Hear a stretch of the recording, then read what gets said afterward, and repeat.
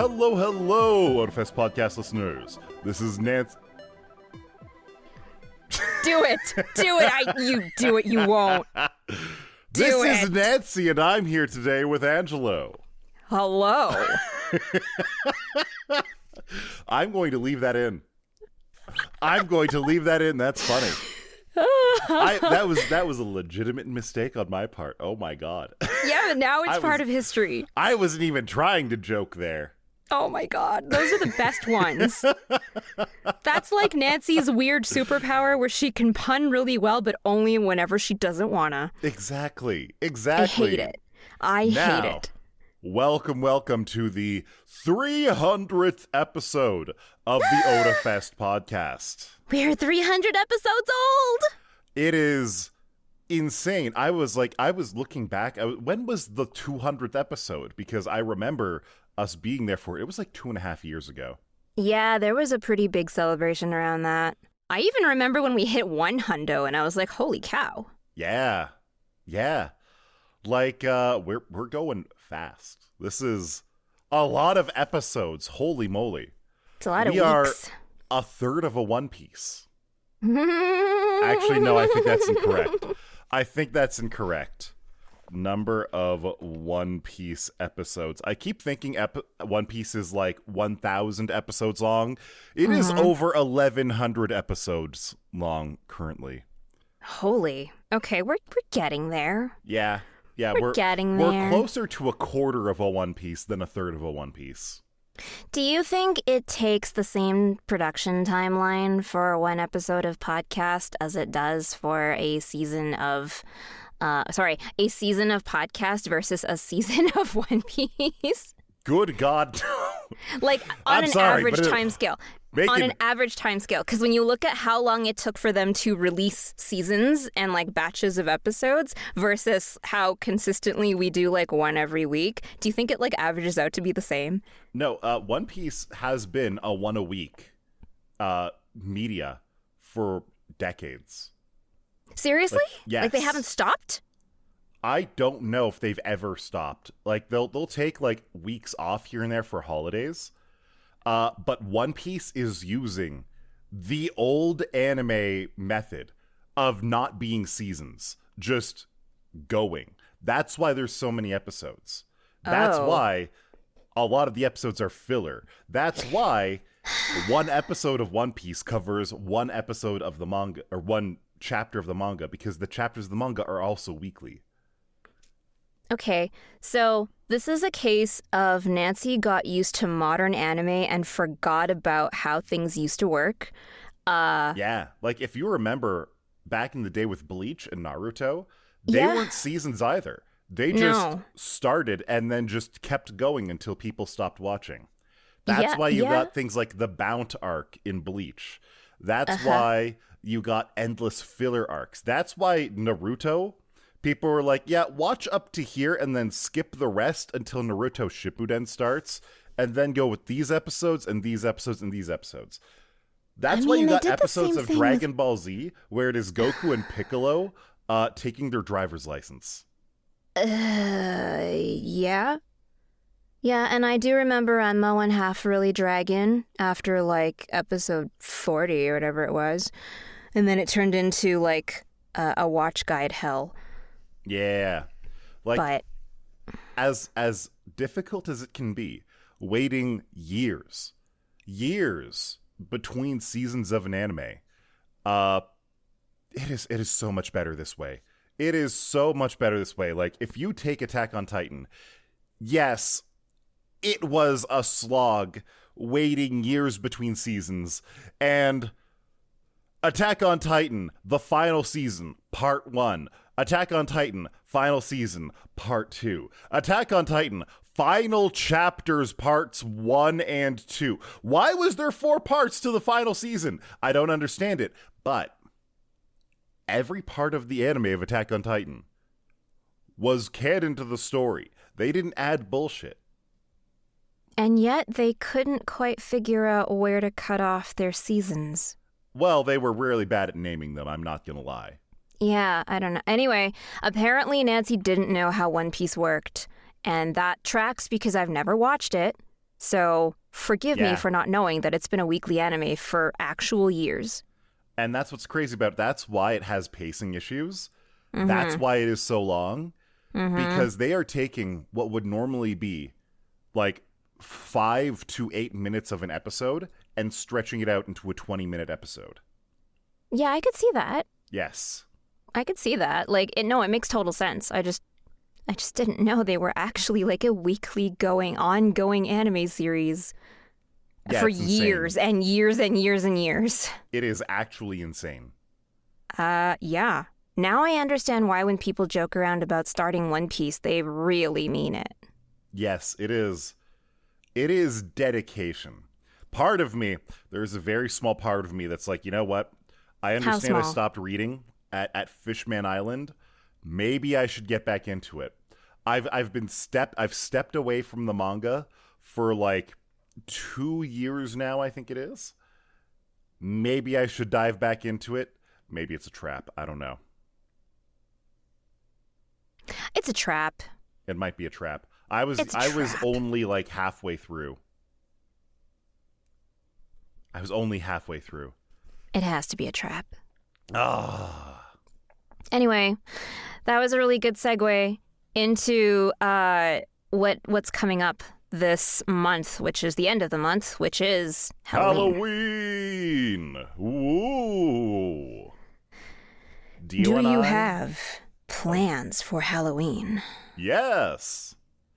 Dio and I are going to be going to a friend's house on the night of Halloween to play board games and hand out candy. Excellent. And then the very next day, we're driving up to Edmonton to go hang out with a homie and drink way too much alcohol. Far too much. That tracks. I am going to... Last year, we went to her house. And I kid you not, I had a hangover 2 days afterwards. That also tracks, given what I remember about last year. This year, I am going to hold myself back. I am going to be like, whoa there, Angelo. Make sure you don't go for the 10th beer. Or the 12th, for that matter. If we actually end up having pizza again, I actually want to remember eating the pizza. Last year, I was so drunk that I knew the plan was to order pizza later on the night. The morning after, I saw the empty pizza boxes in the garage I was helping cleaning up. I don't remember having the pizza. Do you just have like a separate bladder for beer? No, I'm more like a vampire bat where I'll just like be at the toilet just drinking one while pissing out the other one. That's a little bit gross. That's a little bit gross for the podcast. Little bit gross. Dial it back, sir. No. Oh, God. Remember, dial it back. But anyway. Little restraint. I actually intend to be a functional person the day after, so I'm going to make sure to have water after every drink and to pace myself, slow myself down. It's not a contest. It's okay. I'm capable of drinking responsibly. I consider the fact that there still needs to be a podcast episode next week, so it's gonna have to happen somewhere after that party. Yeah, we'll try to make time. We'll figure it out. We'll carve some time out of the spatial fabric of the universe. Exactly. Mm-hmm. So for a Halloween party, we need Halloween costumes. So Dio and I, we drove over to Spirit Halloween yesterday. Golly. And we just remembered that there was a Spirit Halloween on McLeod Trail. Uh-huh. We go driving south on McLeod, and we see Halloween Alley. We see Halloween Alley. And I was like, that's interesting. That's on the wrong end of the block from where Spirit Halloween is supposed to be. But whatever, here it is, let's go in it. And I notice on the door that it's like, oh yeah, Spirit Halloween Alley is proudly Canadian owned. Whereas Spirit Halloween is owned by Spencer's, an American company. Oh yes, Spencer's, yes. Yeah. And so we go in, we find a bunch of interesting stuff. We get some neat things. I needed the blue hairspray for my beard. You did talk about this last episode, I remember. We've got continuity. Let's go. Wow, look at us. Growing up without Jay to supervise us. And then we were like, well, hold on. We got this stuff here, and that's great. There's supposed to be a Spirit Halloween right on the other end of this block. Let's go check it out, too. I don't remember what business used to be in the Halloween Alley store. Yes, I was about to ask, which bones of what store did Halloween Alley currently inhabit and haunt? But right on the other end of the block, I think it was Crossroad Motors, there was like a car dealership or something of that nature. And in the garage of the car dealership, they literally had the garage bay open. And inside was all Spirit Halloween. And God, it was huge. It was massive. I think I know which one you're talking about. Yeah. Yeah. On the east side of McLeod, just south of Glenmore Trail. Yeah. Okay, so it was huge. And I always love going into Spirit Halloween and Halloween Alley for the exact same reason. Because you're looking through some of the costumes, and there's like the off-brand, the Temu version of like licensed properties, right? We saw multiple Labubu costumes. No way. Yeah. One of them was just called Boo Boo. Okay. Get your Boo Boo costume here, folks. Oh my gosh. Fantastic Boo Boo costumes. It's too bad that I like your current costume idea more, because I feel like sticking you in a giant Labubu costume would be pretty excellent, especially with the beard. I refuse. I refuse to be a Labubu. I don't like the Labubus themselves, but hear me out. They do have one of the creepiest grins and smiles. That would be like the one piece that makes that Halloween-esque for me. You are actually terrifying if you are a giant Labubu. I feel like you could, if you wanted to, make a truly horrifying Labubu costume. You could get like a fuzzy suit, or if you really wanted to go like super crazy, get like a ghillie suit, since it's like mossy and furry at the same time. Get some like Halloween makeup and make yourself like extremely wrinkly and gross looking. Get you just completely like black sclera contacts to make your eyes look black and beady. And then use like tooth blackening to paint your teeth in such a way where they're just like sharp fangs, and have fake blood coming out the side of your mouth. Yeah, but then you could apply that to literally anything else, and it would also just be really creepy. It would be. And you wouldn't need to be a Labubu. But Labubus are topical. Labubus are the in thing. Actually, I'm pretty sure that I'm old enough now.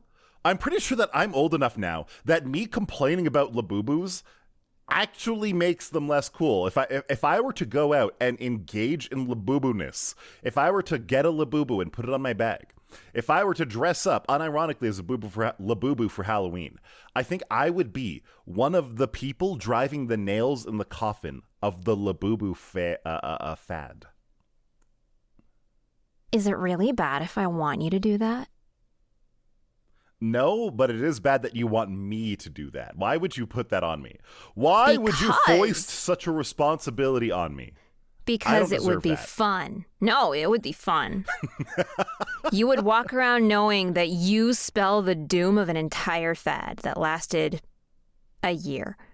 If that. And you'd be shortening its lifespan. True. Anyway, personal likes and dislikes aside, I don't like the way they look, but I do know people who unironically like them. And I kind of wonder how insidious this whole, like, this sort of fad collectionism is. It's got to be so bad for people. Like, do you remember the TY Beanie Babies? Do you remember Trolls? Do you remember Cabbage Patch Kids, like there were so many of those when we were really, really little kids, and we didn't have expendable money. Trolls. I loved them. They were great. I didn't have expendable money when that was a thing. I had like young. 2 Beanie Babies, and I had like my parents hand-me-down troll dolls. And I was happy with those. Like, even back then, I understood that the Beanie Baby speculative market was a whole load of bull, and that it was not going anywhere. Also, another update. We were talking last week about Counter-Strike skins, weren't we?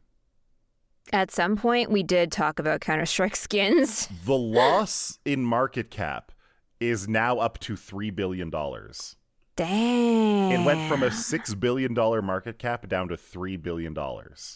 Damn. And well, that's what happens. Still in free fall. So don't keep your money in assets like Labubus, Beanie Babies, or Counter-Strike knife skins. Or Magic the Gathering booster packs, I guess. Or Pokemon. I hate to say this. Apparently, over the last 10 years, Pokemon booster packs and cards were actually a better store of value than actual money. How does it compare against gold? Because gold is insanely inflated right now. Is it actually? Is gold a bubble? Damn. Maybe I should have not eaten those chocolate dollars. I should have just kept the gold foil wrapper. Except those are aluminum, not gold. Imagine regretting edible gold. God, that would be so funny. But yeah, that bottle of Goldschlager in college would have been worth billions. Imagine that.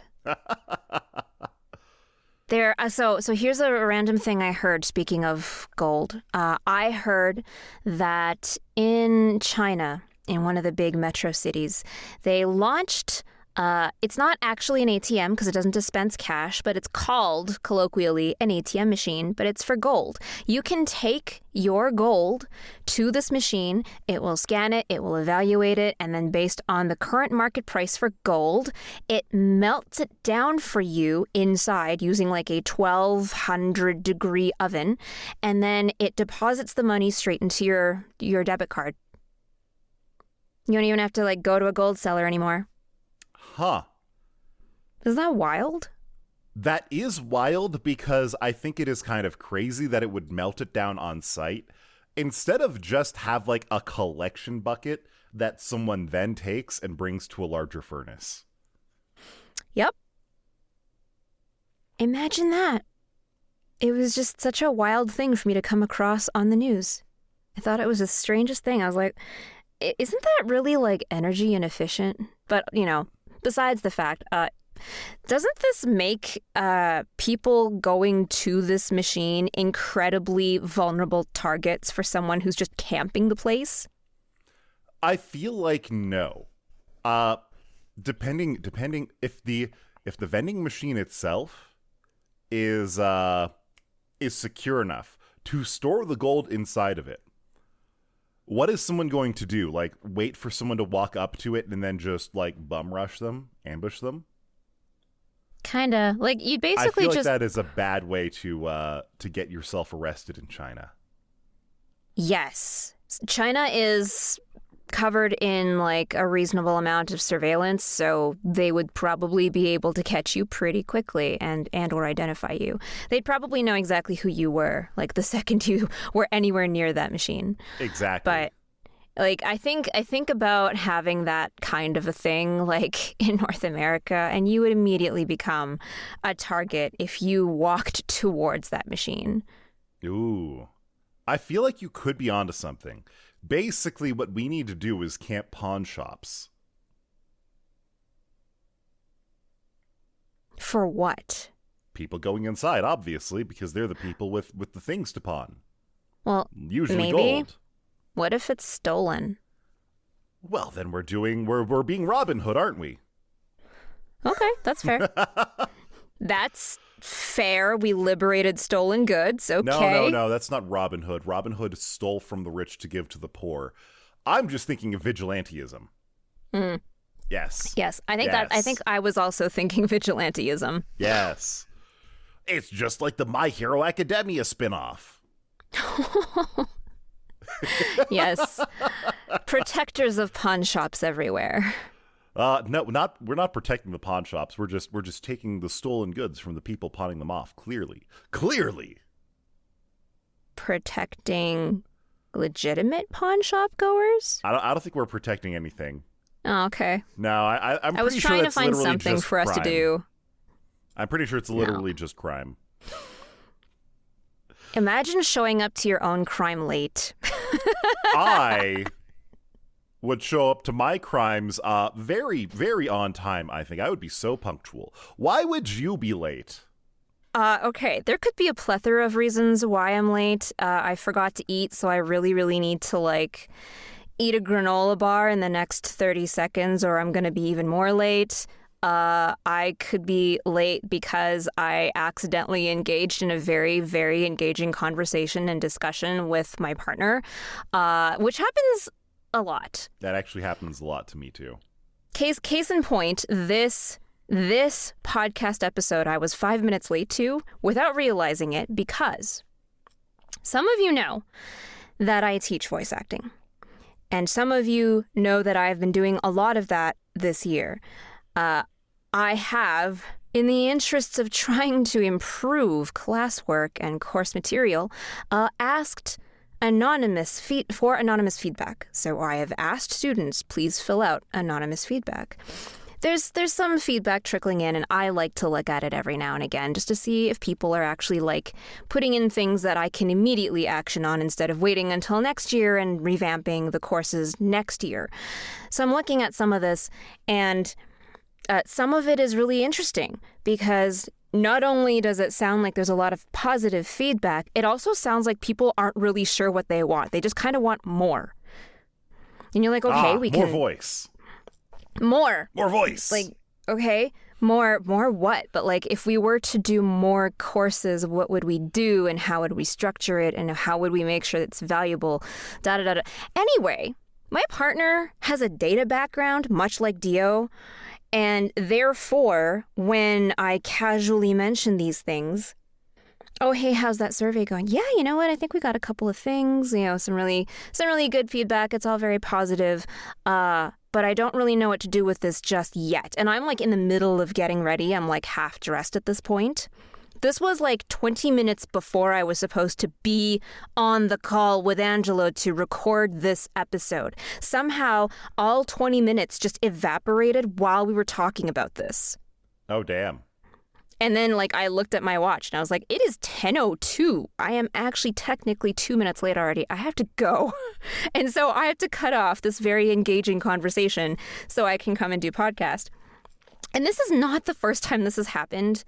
We have very good conversations first thing in the morning usually, and that's usually why I'm late to work. Oh. If I am late to work, if I'm late starting my day, it is because we had really good conversation that caused us to lose track of time.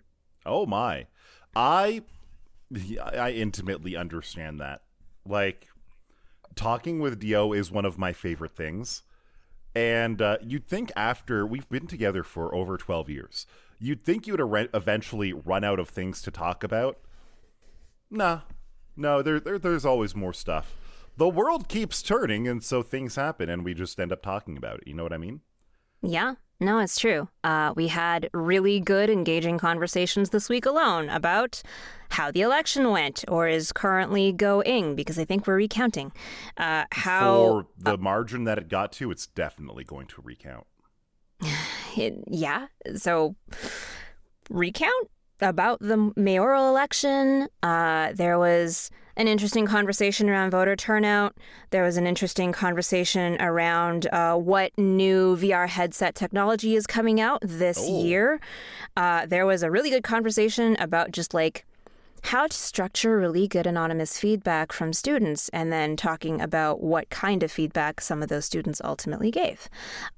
Planning for other teaching things, we're doing our first student showcase coming up soon. That's going to be a thing we're going to have to intensely plan. There was talk about kind of being a little sketched out about going down to the States for a wedding at some point because, we don't want to miss a friend's wedding. But it's also the States, so how do we balance that? Send there's an also iPad robot. Yes, I'll send a telepresence bot. iPad. Yeah, I'll rig the little iPad robot with like a little confetti cannon, so it can just like pop a little tiny canister of confetti, and that'll be it. Or even more, like instead of like the giant iPads on Segways, there's those tiny little robots that have shown up on TikTok that are like the size of an apple and zoom around on the ground. Yeah. Imagine like spreading little like flower petals, being a little like ring bearer or something as one of those. That'd be adorable. That would actually be hilarious. Wait a minute. It's actually a great idea for people who can't... let's do it. No, let's do it, but it doesn't matter if we're remote or not. Yeah. Let's do it. Just create a web UI. And people can donate to shoot flower petals into the air. Oh my God! Yeah. And they can just vote on what direction to drive in. Oh yeah. And everybody gets the video feed and they hear everything, and it would just be great. Yeah. They can donate like $5 to talk for 30 seconds. That would be. This is the worst way of. Why would you want to monetize a wedding? First of all, this is a horrible idea. It sounds fun in my head. Jesus Christ, I would hate having one of these at my wedding. But, okay, so if people donate money to do things with the robot, all of it goes to the bride and groom. Yes. Or the bride and bride or the groom and groom, to the lovely individuals who are getting married.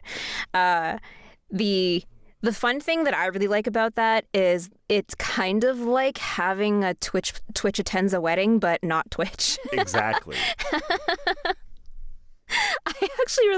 I actually think this would be a really adorable thing to do if you had if you were like a hobbyist robot person, like if you liked messing around with Raspberry Pis or something, you could hook it up and make a tiny little robot with a tiny little LED face, and you can donate $1 to like change the emote on the face, and you could donate $5 to spray like a little bit of confetti in a direction. It'd be adorable. Oh, it'd be so good. It would totally make the wedding kind of cute, possibly a little bit obtrusive. You'd probably have to turn it off during key points, like during the ceremony, for example. During the ceremony, the robot gets parked.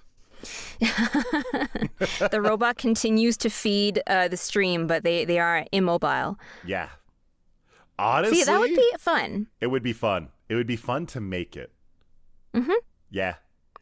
And then you could like rent it out for $100 for anyone who's getting married, and it's a fun way to like collect active in the moment monetary gift, I guess, for the wedding party.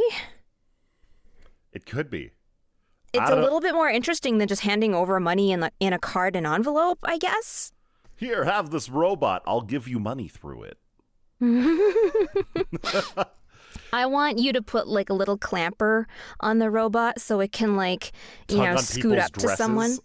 Oh no. Okay, no, we can't do that. Tug on their pants and be yeah, like, that's what hey, I was pay attention thinking. to me. I'm a robot. Yeah, that's what I was thinking. Like, could go up to somebody and like tug on their shoelaces or on like their pant leg. But if it's someone wearing a dress, that's not so cool. Yeah, that could be a problem. Yeah, that would be problematic. That would actually be a problem. I think you'd have to give it a proximity sensor so it wouldn't be allowed to go close to people. Well, you wouldn't want people stepping on it. Exactly. I think you'd have to like make it so that it can't like get anywhere within like maybe a foot of a person. I'm pretty sure you could do that with like some millimeter wave sensors. Those aren't too expensive these days, and they're really accurate. Yeah. You know what? It'd be really funny if I had one of these little things in my house and you just turned it on to prod me every now and again and be like, hey, you ready for podcast? Then I'll never be late. I would rather you just show up a few minutes late. Not yeah, gonna but then lie. I'd have to cut off conversation with Sean. And we always get into such good, meaty topics in the morning. Like, I don't know what it is, but it always happens in the morning. And I wonder if it's just because, like, the morning is when we're not on our devices and we're just thinking about things we've seen and processing through them together. I can just imagine this. I use the robot to go bother you. And then I hear the conversation happening. And then I join the conversation. And then we're all like half an hour late to recording. And then I'm just like, hey, wait, why don't we just bring Sean onto the podcast and have this conversation and have this conversation for podcast? It would be perfect. It would be fun. It would be perfect. But see that's the cute thing about it, is because we always hang out in the den, as long as the robot is in the den, you'd be able to probably figure out that we are having a conversation and we are causing ourselves to be late for something. Oh, yeah. And then you would hear the little robot scooting and you'd be like, oh, Angelo's awake. Let's go.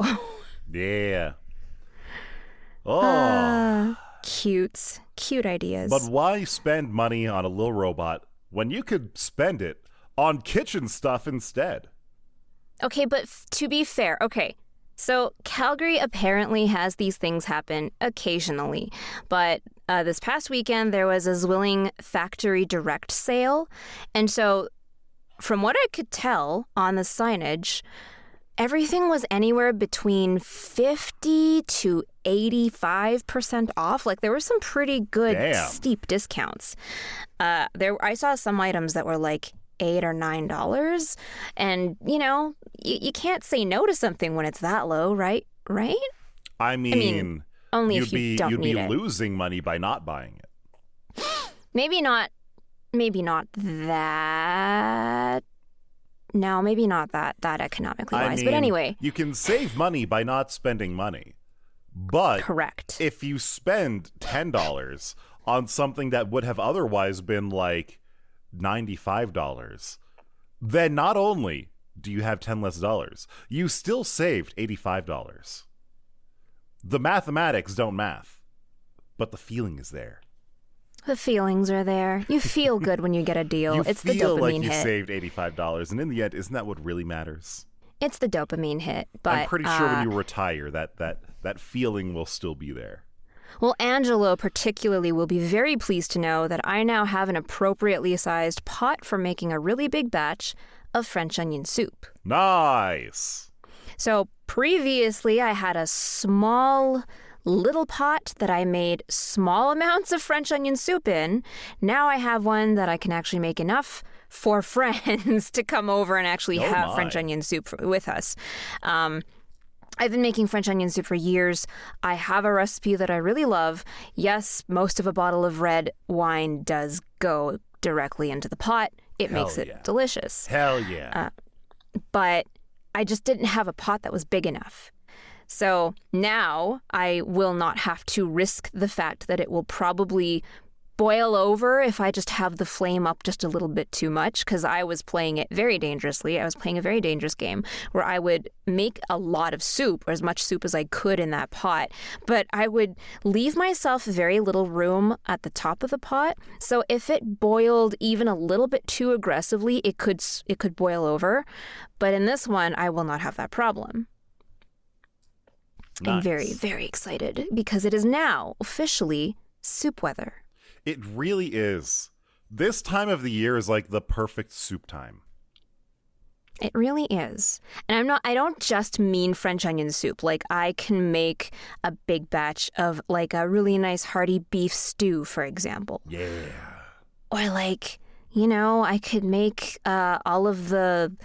I could make a really big batch of what technically goes into a shepherd's pie, but instead of putting it into a shepherd's pie, I just serve it on top of roasted potatoes. Ooh. All right, I understand. Yeah. I haven't had shepherd's pie in so long. Yeah. But it's really easy to make in a Dutch oven. I just didn't have a big honkin' Dutch oven for soup. Yeah. Nice. And now I do. So, I'm very excited. I will probably put it through its paces soon. But the interesting thing is I was very I was very impressed at the sheer variety of things that they had, and I was very impressed at the fact that it was an extraordinarily chill experience. I expect that when it is a large hall that is full of very well-priced items, that it is a mad rush to get to like the crowd favorites or like a bit of a battle to get people to move around you so that you can get to the thing that you want to get to. Like, it was very civilized. People were walking up and down the aisles very appropriately. No one was being rude. It was actually very quiet. That is possibly the most quiet I've ever seen that hall, because we usually are there during Comic-Con, and that's when it's super, super loud. Oh, yeah. I think the last time I've been there was for Beer Fest, and very loud. Mm-hmm. This was very chill. Just nice. Super, super chill. The lineups were very... Like, they moved along at a very good pace. Like, it was just a really nice experience. It was the nicest warehouse shopping experience I've ever seen. Nice. And not only that, but they also had a bunch of really, like, quirky items. So there was an assortment of different types of Dutch ovens. There was one that used that really beautiful indigo blue that they use in like classic China. Ooh. And you know that blue that I'm talking about? I think I do. So they had an entire Dutch oven, but it was a French round, and it was covered entirely in that very rich indigo blue. And it had the French fleur-de-lis all around the top of it. So it was very much a French oven. That actually sounds gorgeous. It was, and I wanted it, and it was the same price as the one I ultimately ended up getting, but it had slightly less volume. So you were going for soup over looks. I tried. The one I ended up getting also has like a nice design on it. The design on it reminds me of those crystal punch bowls. Oh. No, mm-hmm. I think I like almost a geometric design. Correct. Yeah. Okay, I think I know what you mean. So that's the one I ultimately got. But it is bright in my mind. That's the one I ended up getting, but the blue was a very strong contender because it was just stunning. I understand. Stunning. They were the same price, and the white one that had the geometric design was just a little bit more voluminous, so I got that one. But they had a Dutch oven that looked like a giant tomato. Oh my God. It was shaped like a tomato. The lid looked like the top of a really big beefsteak tomato. I love that. The knob on it was like the little vine connector on the little stem. It was gorgeous. Completely impractical for me because I probably would never use it. It's like a beautiful display piece. I just wouldn't use it as a Dutch oven. But I thought to myself, Angelo would like this. It would be something that I would think is very cute. Mm-hmm. I don't know if I would be able to use it. I don't have too much use for a Dutch oven because we technically have what's called a Dutch pot. It is a large aluminum, pure aluminum, effectively a Dutch oven. And it is it's very common in Jamaica. But they call it a Dutch pot, and it's just a solid, like a cast aluminum pot. It's massive. It's so big. And probably a lot lighter than it would be if it was the equivalent size in cast iron. Oh, hell yeah. Oh my God, it is probably like a quarter of the weight of cast iron. Oh, that would be nice. That is the one downside of cast iron. It is heavy as all heck. Oh yeah. Oh yeah. But I can't complain. It makes me delicious soup. I can complain though. I have a massive complaint about something that's not about cookware at all. Tell me what the massive complaint is. Windows 10 is out of service, right? It is no longer being updated. It is end of life. Mm-hmm. And my laptop did not support Windows 11. So I did the thing that you would do with any sort of secondary computer that you really don't really care about what it's going to do, but you do want it to be capable of certain things. You did what any sane person would do. I installed Linux. Course you did. Course I did. Now, I specifically went with a distribution called CachyOS, which is an Arch-based distribution. Uh-huh. The reason I went with that is Arch is new software. It is very bleeding edge software. And I wanted certain things to work through Steam. And for the record, that all worked fantastic. It installed fantastically. It performed great. All the drivers were just there, and they supported the weird bullshit combination Intel NVIDIA graphics of my laptop fantastically. That is a surprise to me. So impressed by this distribution. And the one thing that I knew was kind of an issue, but I thought wouldn't be as big of an issue as it was, is video editing.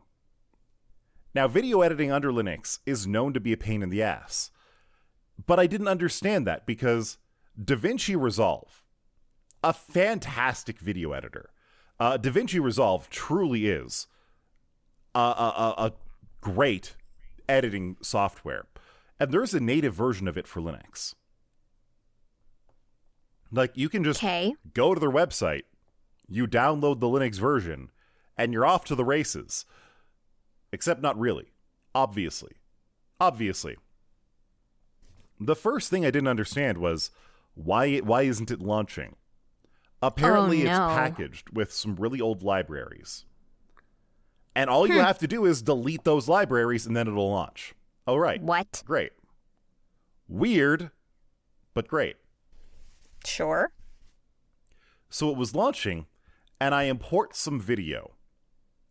And the video doesn't show up at all.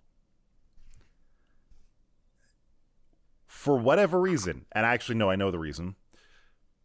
Video codec licensing is this really weird thing. Oh, no. Video codecs are not free as in freedom. They are not free as in beer. They are not free. And because of that, the free version of DaVinci Resolve does not, under any circumstances, support the most common video codecs known as H.264 and H.265. These are the most common codecs in an MP4 file, which is basically every video that is shared online is usually MP4. Anything that is in HD is usually H.264, 265. Correct. And so, if you want to use anything with this codec, you actually have to buy the paid version of DaVinci Resolve, so DaVinci Resolve Studio. And it's $300 US. Damn. Another issue is even if you buy the paid version, DaVinci on Linux will never support AAC audio. That is the Apple lossless audio codec, I believe it's called. And that is really common for OBS. So for my use case, like, I want to edit down streams into smaller clips. Mm-hmm. And it is really convenient for me to be able to do that on my laptop, or at least it was. And so no matter what, I can't do it. So I go and look. I see about transcoding the video into a different format. And everything that I'm reading online is saying, yes, if you want to do this, you should convert it to this format called DNxHR. This is an audio format, an audio codec, specifically for editing video. And I didn't understand what people mean by that. What people mean by that is that it is damn near uncompressed. Oh. So that's a lot. Okay. Within about 3 minutes of trying to convert this 3-hour video file, the 3-minute video file that it had generated was over 10 gigabytes in size. To put that in perspective, the 3.5-hour video file under MP4 format was only 8 gigabytes. And 3 minutes was already larger than that. I would need to get like a multi-terabyte drive just to store one of these videos. So obviously that's not an option. Obviously that's not an option. I cannot convert these stream recordings into the DNxHR format for editing. So I look at the next option available. Well, DaVinci supports this other codec called VP9. VP9 is actually a very good video codec. It's used on the web. It was developed by Google explicitly to be very high quality and very low file size. Basically, this video codec was designed by Google to replace animated GIFs.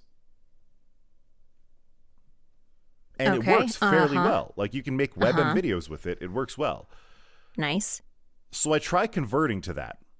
Whereas converting to the DNxHR codec, it was going pretty fast. It was going at about 2 times speed, so it would take about an hour and a half, 2 hours to convert the video file. For whatever reason, converting to VP9 was working at 1/10 speed. Oh. So converting the 3.5 hour video was going to take something like 35 hours. Oh, no. And at that point, I was just sitting here being like, okay, I don't think DaVinci is an option for me anymore on Linux. I don't know if this is really going to work out. This might be something of an issue. So I did what any self-respecting person would do. I went to the repositories and installed Kdenlive, a different free video editor. And to its credit, it did work. It read the stream file. I was able to cut things out of the file. I was able to render things out of the file. It just really isn't well-polished software. But could you make do? Is it the kind of jank we can work around? It is the kind of jank where working with it would probably take me 10 times longer to create a worse product than what I could do in DaVinci Resolve. Yikes. Which is There's gotta just be a depressing. better way. There's gotta be a better way. Are you looking at any other alternatives right now? Right now, the alternative is not using my laptop for video editing, doing everything at home on my desktop. Then what good is your little laptop then? I can still draw on it. Okay, I can still do drawing, I can still do rigging. I was actually able to test things out. VTube Studio runs fine under Linux. Nice. But the caveat there is that the built-in webcam tracking will never work under Linux. The Windows and Linux stack for webcams are just way too different. So you need to use like an external cell phone or something for tracking. That's wild to me, but also not that surprising, I guess. Yeah.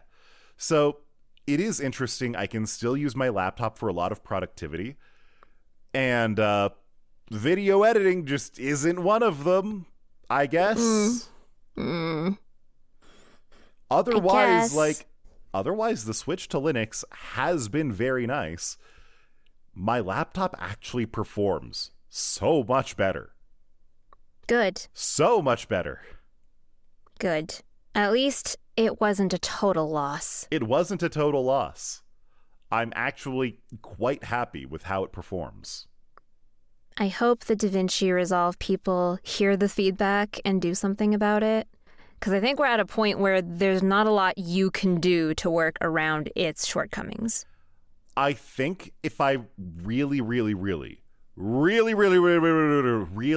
to do the thing, what I would have to do is use FFmpeg to explicitly cut out like 5-minute chunks of video I would want to work with. Convert those to the stupid DNxHR but bullshit. And then working with the 20 gigabyte file that produces from 5 minutes of video, edit that down. It would basically add a massive step that quintuples disk space requirements to do what I was doing before without issue. It would kind of suck. Yeah, you're talking like a huge external drive. Or replace the internal drive with something much beefier. One of the two. Would you even be able to find something big enough for that laptop? Oh, yeah. It's just a standard 2.5-inch drive that it uses for the hard disk. For the SSD, no. The SSD in it is tiny, and for whatever reason, the SSD in it, I have to work with that SSD. The laptop itself just poops a brick if I use any other SSD. Otherwise, I would just dual boot Windows and Linux. Yeah. But for the 2.5-inch drive, I could probably go out and get a 2 terabyte disk for like $50. Maybe there's 4 terabyte disks in the 2.5-inch form factor now. I don't know.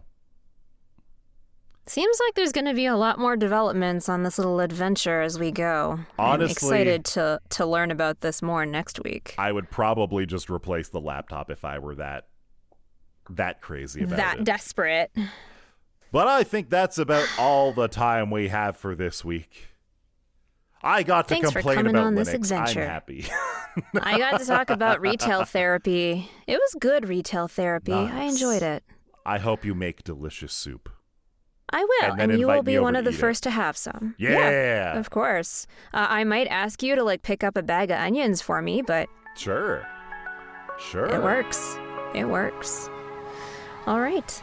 We will see you all next time. Next week. Bye-bye. Bye-bye.